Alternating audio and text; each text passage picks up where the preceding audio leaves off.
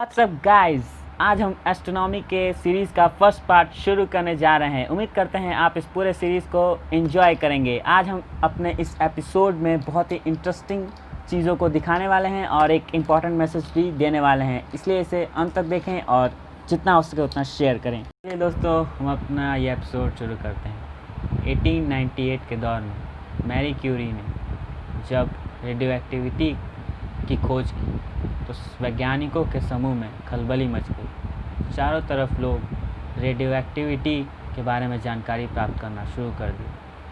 तभी 1933 में एक साइंटिस्ट उभरा जिसका नाम था विक्टर हेस। उनका यह मानना था कि आसमान से रेडियो एक्टिव तरंगें आ रही हैं। इस बात की पुष्टि के लिए वह एयर बलून में सवार हो गए और उस कपकपाती ठंड में वो 5 किलोमीटर ऊंचाई से रेडियो एक्टिविटी की मात्रा की माप करने लगे। उनका ये मानना था कि सूरज के कारण ये रेडियो एक्टिव तरंगें आ रही हैं, परंतु ये बात सच ना निकली। जब उन्होंने सूर्य ग्रहण के समय अपनी इस डिस्कवरी को दोबारा दोहराया, उन्होंने रात में भी कोशिश की परंतु परिणाम ना मिला। भाग्यवश उन्होंने एक नई खोज कर डाली, कॉस्मिक रेज़ की। कॉस्मिक रेज़ वैसी रेडियो एक्टिव तरंगें होती हैं जो अर्थ के एलिमेंट के रेडियो एक्टिविटी के मुकाबले काफ़ी ज़्यादा होती है। चलिए दोस्तों, हम एक महान एस्ट्रोनॉट कार्ल सेगन के कहे गए कुछ शब्दों को सुनते हैं। ये देखिए, ये हमारा घर है, हमारी पृथ्वी। यहीं वो लोग रहते हैं जिन्हें आप जानते हैं, प्यार करते हैं या जिनका आपने नाम सुना है। आज तक जो भी इंसान हुए हैं उनकी जिंदगी यहीं गुजरी है। हमारी तमाम खुशियां और गम, हजारों महान धर्म, विचारधाराएं, बड़ी बड़ी अर्थव्यवस्थाएं, हर शिकारी और घुमक्कड़, सारे हीरो और कायर, सभ्यताएं बनाने वाले और मिटाने वाले, सारे राजा और किसान, प्यार करने वाले सभी जोड़े, सारे माँ बाप बच्चे, नए आविष्कार करने वाले, सही राह दिखाने वाले शिक्षक, हर भ्रष्टाचारी नेता, हर सुपरस्टार, सारे बड़े नेता, सारे संत और पापी, वो सब जो हमारी प्रजाति में पैदा हुए हैं, उनकी जिंदगी यहाँ गुजरी है, अनंत ब्रह्मांड में धूल के एक कण बराबर इस ग्रह पर।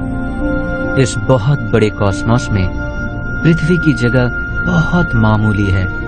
फिर भी जरा खून की उन नदियों के बारे में सोचिए जो कुछ जनरलों ने और राजाओं ने सिर्फ इसलिए बहा दी ताकि जंग में जीतकर वो इस तिनके जैसी पृथ्वी के मामूले से हिस्से पर काबिज हो सके।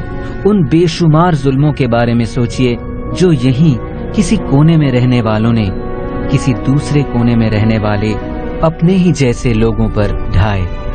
ये सारे लोग कितने नासमझ थे, एक दूसरे के खून के कितने प्यासे, आपस में किस हद तक नफरत करने वाले।